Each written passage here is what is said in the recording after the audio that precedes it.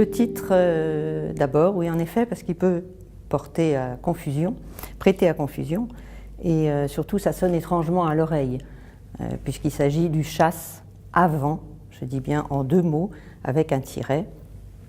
Alors, qu'est-ce que ça veut dire? En fait, c'était une expression usitée par Henri IV assez souvent, et ça voulait dire celui qui va tracer le chemin pour les autres, qui va préparer le terrain.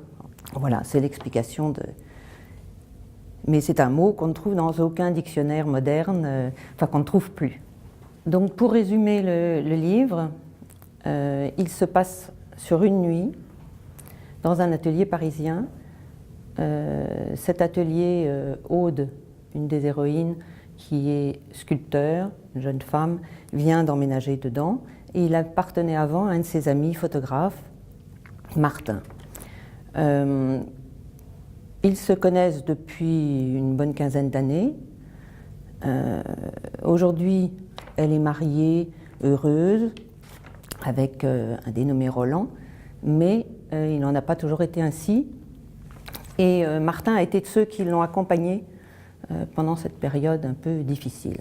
Or, un soir, ce Martin débarque dans son atelier et lui affirme, tout à trac, sans préambule, qu'il est Salomon de Brosse.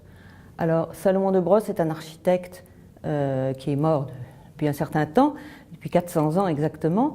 C'est l'architecte qui a fait le Collège de France, qui a construit le Palais du Luxembourg, enfin plein d'autres monuments dans Paris et ailleurs.